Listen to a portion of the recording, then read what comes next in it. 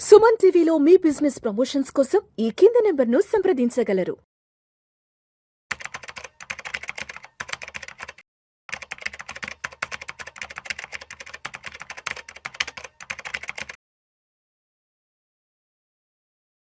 నమస్తే, welcome to Suman TV. నేను విష్ణు. ప్రస్తుతం నాతో పాటు certified financial planner doctor Bachchu Anil Kumar గారు ఉన్నారు. సార్తో మాట్లాడదాం.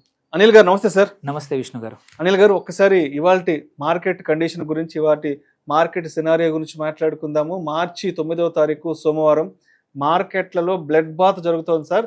సెన్సెక్స్ దాదాపు ఇవాళ 2000 పాయింట్లు పడిపోయి సెన్సెక్స్ ఇవాళ ఆల్మోస్ట్ 76,500కి రీచ్ అయ్యి అక్కడ ట్రేడ్ అవుతుంది. నిఫ్టీ ఏమో దగ్గర దగ్గర 23,700కు వచ్చేసింది. ఏంటి మార్కెట్లలో ఇంత దారుణమైన వాలటాలిటీ నడుస్తుంది అంటే రీజన్ అనేది మనం ప్రత్యక్షంగా చూస్తున్నాం. మిడిల్ ఈస్ట్లో ఉద్రిక్తతలు కూడా ఆల్మోస్ట్ మార్కెట్ని ఇవాళ ఈ రేంజ్కి తీసుకొచ్చాయి. అండ్ చమురు ధరలు కూడా విపరీతంగా పెరిగిపోవడంతో ఇంపాక్ట్ మార్కెట్ల మీదకి వచ్చింది. కాబట్టి ఎలా చూడాలి అంటారు ఈ మార్కెట్ సినారియోని? అసలు ఫస్ట్ థింగ్, ఇది యుద్ధ భయం వల్ల జరుగుతున్న ప్యానిక్ బటన్ ప్రెస్ అయింది. మనము ఫస్ట్ మొదటి వారంలో ఏంటంటే, యుద్ధం మొదలైన మొదటి వారంలో క్రూడ్ ఆయిల్ సప్లై ఇంకా జరుగుతూ ఉండింది. క్రూడ్ ఆయిల్ కంట్రోల్లో ఉన్నంత వరకు మార్కెట్లు కూడా అట్లీస్ట్ కొంచెమే రియాక్ట్ అయ్యాయి. బట్ ఈ సెకండ్ వారం యాజ్ వార్ ఇప్పుడు నియర్లీ ఇప్పుడు 9వ రోజు 10వ రోజు జరుగుతుంది యుద్ధం. సో 10వ రోజుకు మొదలైనప్పుడు ఏంటంటే క్రూడ్ ఆయిల్ పరిస్థితి అనేది రియాలిటీ హిట్ అయింది మార్కెట్లో.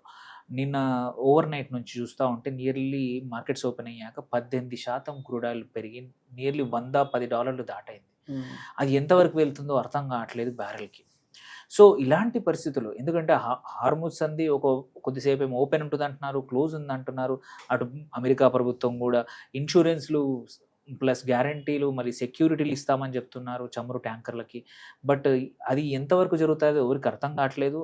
అండ్ ఆ భయాలు అనేది ఆల్రెడీ ఫ్రైడే చూసాము. యూరోప్లో గ్యాస్, ఎందుకంటే అక్కడ న్యాచురల్ గ్యాస్ మీద ఎక్కువగా డిపెండెన్సీ ఉంటుంది. గ్యాస్ ప్రైజెస్ 50-60% పెరిగాయి. దానివల్ల సడన్గా అక్కడ కూడా మార్కెట్లు పడిపోయాయి. అదే యూఎస్ మార్కెట్లు కూడా పడిపోవడం జరిగింది ఫ్రైడే రోజు. ఇవాళ పొద్దున ఏషియన్ మార్కెట్లు ఓపెన్ అయ్యాయి, అవి కూడా అన్నీ పడిపోయాయి. దాని భయాలు అనేది ఇక్కడ కూడా మన దగ్గర మొదలైంది. ఇండియాలో మనం గిఫ్ట్ నిఫ్టీ చూసుకున్న 800 పాయింట్స్ పడిపోయింది. ఇది సో దాన్ని బట్టి మనకు అర్థమైంది ఇవాళ గ్యాప్ డౌన్తో మొదలవుతుందని. అనుకున్నట్టే అయింది. 2,000 పాయింట్లు సెన్సెక్స్. ఇటు నిఫ్టీ కూడా 700-800 పాయింట్లు పడిపోయింది ఇవాళ. నిఫ్టీ కూడా 23,700 దగ్గర దాకా వచ్చి ఇప్పుడు 23,800 దగ్గర ట్రేడ్ అవుతా ఉంది. It is just panic buying పక్క. ఎవరైతే ఏమంటారు లాంగ్ టర్మ్ ఇన్వెస్టర్స్ అయినా సరే, నువ్వు ఎంత ధైర్యంగా ఉన్నా సరే, నీ పోర్ట్ఫోలియో -10, -20 నీ స్టాక్స్ పడిపోతూ ఉంటే తట్టుకోవడం కష్టం. సో అదొకటి. ఇంకొకటి ఏంటంటే అటు డాలర్ స్ట్రెంగ్త్ అవుతుంది. మీరు చూసుకుంటే చాలా రోజుల తర్వాత డాలర్ ఇండెక్స్ అనేది స్ట్రాంగ్ అయింది. బికాజ్ అన్ని ఇన్వెస్ట్మెంట్లు కానీ అందరూ కూడా డాలర్లో కొంటా ఉన్నారు. అటు క్రూడ్ ఆయిల్ ప్రైస్ పెరిగినప్పుడు డాలర్ పెరగడం అనేది మనం చాలా మటుకు చూస్తాం. ఎందుకంటే ఎక్కువ మటుకు స్టిల్ క్రూడ్ ఆయిల్ అనేది డాలర్లో జరుగుతూ ఉంది వాణిజ్యం. అండ్ అమెరికా ఈ యుద్ధానికి ఒక కారణం కూడా అదే చూపిస్తూ ఉన్నాం. ఏంటంటే డాలర్లలో మళ్ళీ క్రూడ్ ఆయిల్ ఎనర్జీ అనేది జరిగితేనే వాళ్ళు ఇష్టం వచ్చినట్టు ప్రింట్ చేసుకుంటారు. అండ్ దాని తగ్గట్టే డాలర్ కూడా స్ట్రెంగ్త్ అవుతుంది అనేది ఒక అల్టిమేట్ ఎయిమ్ అన్నమాట. అదే జరిగింది. అందుకే రూపాయి పతనమైంది. హిస్టారిక్లో ఇవాళ 92.3, 92.4 దగ్గరికి పడిపోయింది రూపాయి. సో ఇవన్నీ భయాలు. అటు క్రూడ్ ఆయిల్ ప్రైజెస్ పెరిగాక ఎన్ని రోజులు ప్రభుత్వం తట్టుకుంటుంది? ఎప్పుడో ఒకప్పుడు ప్రైజెస్ పెంచాలి. ఆల్రెడీ వంట గ్యాస్ పెంచారు, 50-60 రూపాయలు పెరిగింది. ఇప్పుడు పెట్రోల్ డీజిల్ కూడా ప్రభుత్వం ఎన్ని రోజులు తట్టుకోగలుగుతుంది? ఆయిల్ మార్కెటింగ్ కంపెనీస్ ఎన్ని రోజులు తట్టుకుంటాయి? రాష్ట్ర ప్రభుత్వం, కేంద్ర ప్రభుత్వం ట్యాక్సులు తగ్గిస్తాయా? ఇవన్నీ భయాలు అనేది అందరికీ ఉన్నాయి. దానివల్ల ఏంటంటే ప్యానిక్ మార్కెట్లో గ్రిప్ అయింది. సో ఇది ఈవెన్ విక్స్ కూడా 20 దాటింది. విక్స్ మనం 10, 11, 12 ఉన్నప్పుడే వొలటాలిటీ ఎక్కువగా ఉంది మార్కెట్స్లో అనుకుంటాం. అలాంటిది ఇప్పుడు 20 కూడా దాటింది ఈ యుద్ధ భయం వల్ల. కాకపోతే ఒకటి ఏంటంటే మాత్రం ఇక్కడ చూసుకోవాల్సింది, this is because of the war. స్ట్రక్చరల్గా వేరే ఇష్యూస్ లేకపోయినా యుద్ధ భయాల వల్ల ఇవన్నీ జరుగుతూ ఉన్నాయి. ఇలాంటప్పుడు మనం ఎలా చెయ్యాలి అనుకుంటే మాత్రం ఇన్వెస్టర్స్ ఏం చేయాలి అండ్ ఎటువంటి సెక్టర్లు చూస్తే ఇవాళ అన్ని సెక్టర్లు కూడా డౌన్ అయ్యాయి. Most of the sectors. Banking sector, Nifty bank nearly 3.25% పడిపోయింది. మొన్నటిదాకా 60,000 స్ట్రాంగ్ అనుకున్నాము, ఇవాళ 55,000 పడిపోయింది. అంటే 5,000 పాయింట్స్ వెరీ స్ట్రాంగ్ పడిపోయింది. బ్యాంకింగ్ సిస్టమ్ మనకు చాలా బాగుంది అనుకున్నాము, బట్ ఒక్కసారి రూపాయి విలువలు పడిపోతే ఇన్ఫ్లేషన్ ఫియర్స్తో అన్ని చోట్ల కూడా బేసిక్ ఇన్స్టింక్ట్స్ అనేవి కిక్ అయ్యి అందరూ కూడా సెల్లింగ్ చేయడం మొదలుపెట్టారు. సో ఈ టైంలో ఎక్సెప్ట్ డిఫెన్స్ స్టాక్స్ తప్పించి కొన్ని ఫార్మా రంగాల స్టాక్స్ తప్పించి అన్నీ కూడా ఇంపాక్ట్ అయ్యాయి. Reality sector one of the big impact. ఎందుకంటే ఎన్ఆర్ఐలు చాలామంది డబ్బులు పంపుతూ ఉంటారు. ఇట్లాంటి యుద్ధ భయాలలో వాళ్ళు ఎటువంటి డిసిషన్స్ తీసుకోకుండా రియల్ ఎస్టేట్కి సంబంధించిన 6 నెలలు 8 నెలలు ప్రాజెక్టులు ఆగిపోయే అవకాశాలు ఉన్నాయి, పెద్ద పెద్ద ప్రాజెక్టులు. ఎందుకంటే వాళ్ళకు అక్కడ ఉండడానికే కష్టంగా ఉండింది, అనిశ్చితి ఉన్నప్పుడు వాళ్ళు ఇన్వెస్ట్మెంట్ డిసిషన్స్ తీసుకునే అవకాశాలు లేవు. లగ్జరీ గూడ్స్ అంతే. ఏంటంటే లగ్జరీ ఎప్పుడు వస్తుంది? బేసిక్ నెసెసిటీస్లో ఎటువంటి ఇబ్బంది లేనప్పుడు. సో అందుకే చాలా సెక్టర్లు కూడా ఇలాగే ప్రాబ్లం ఉంది. బ్రెంట్ క్రూడ్ ఆయిల్ ప్రైస్ మళ్ళీ 100 బిలో వస్తే మాత్రం కొంచెం మార్కెట్స్ రికవరీ అవ్వచ్చు. ఎందుకంటే మనము ఇండియా వచ్చేసి 80% కన్నా ఎక్కువ క్రూడ్ మనం ఇంపోర్ట్ చేసుకుంటాము. Every barrel increase is a big tax for Indian economy. ప్రతి డాలర్ ఆ లెక్కన ఇప్పుడు $30 $40 పెరిగినప్పుడు ఇట్స్ ఎ హ్యూజ్ ఇంపాక్ట్ పడుతుంది జీడిపి మీద కానీ, ట్యాక్సేషన్ మీద కానీ, ఇండస్ట్రీస్ మీద కానీ. ఎందుకంటే చమురు అనేది ప్రతిదానికి ఒక major ingredient most of the ఇండస్ట్రీస్లో.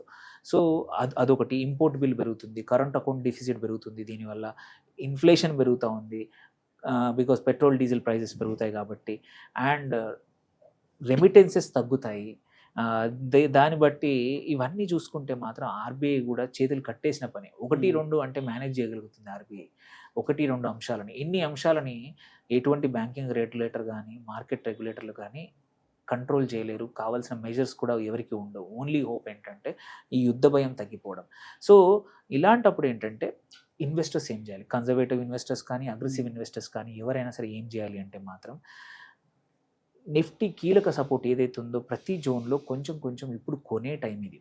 Okay, ఎక్కడైతే ఈ దుబాయ్ మార్కెట్లు కానీ ఆయిల్ ప్రైస్ మీద వాటి మీద నుంచి ఎగ్జిట్ అయిపోయినాయి. ఎందుకంటే వాటికి బాటమ్ ఎక్కడో తెలియదు. ఇప్పుడు ఎగ్జాంపుల్ పెయింట్ ఇండస్ట్రీ ఉంది.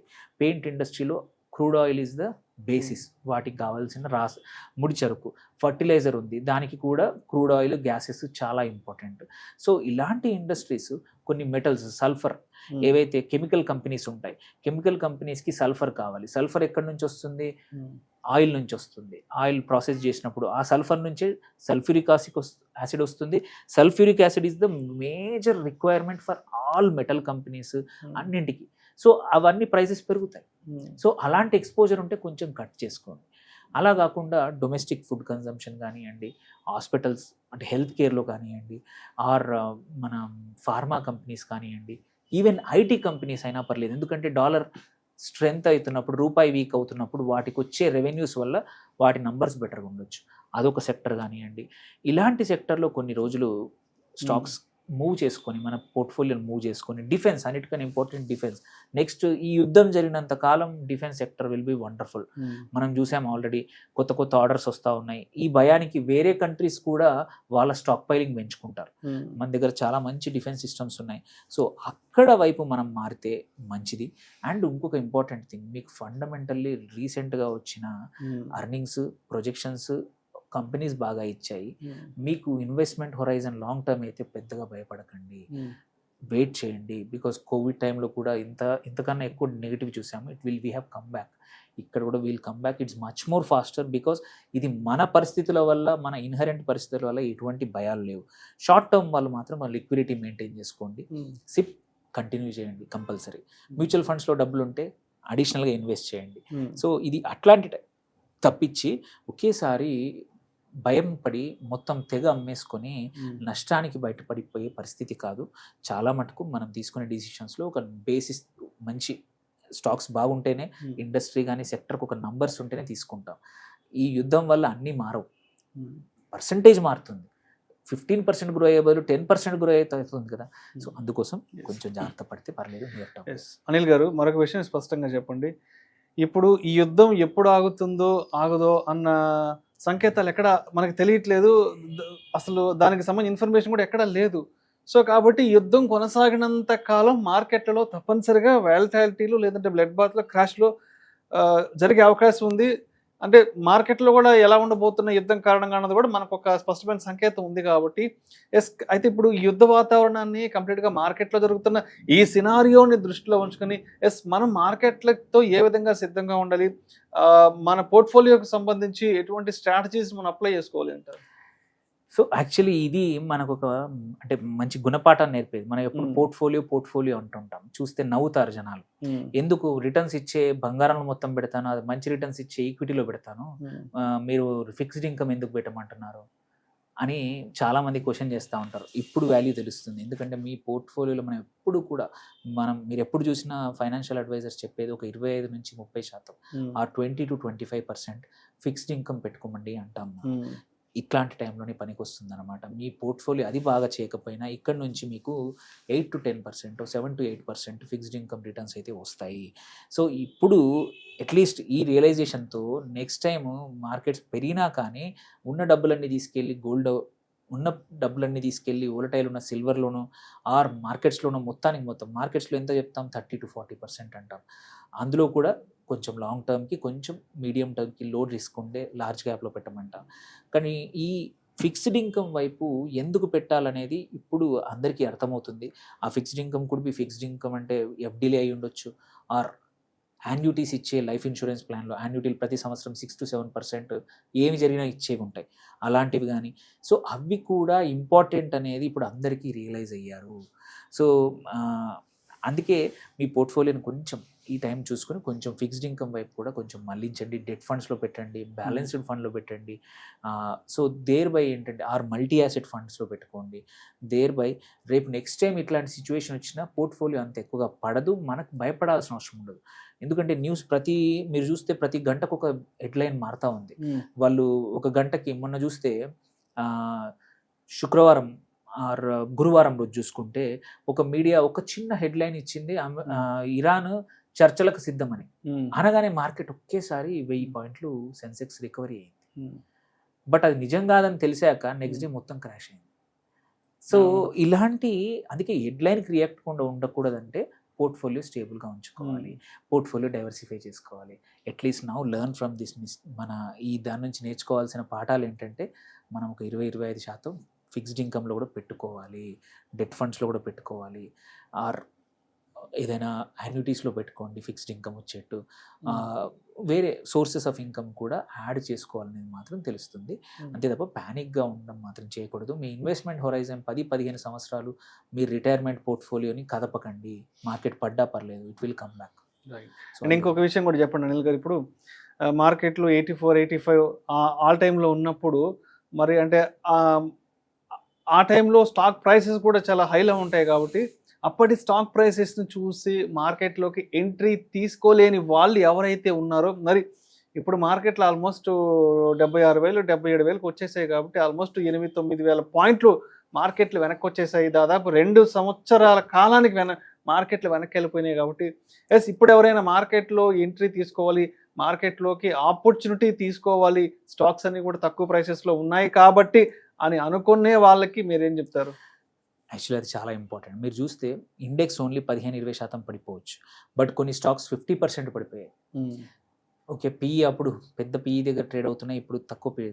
అప్పుడు కూడా కొందామని అనుకునే వాళ్ళు ఇప్పుడు కొనకపోవడం అనేది మాత్రం తప్పే.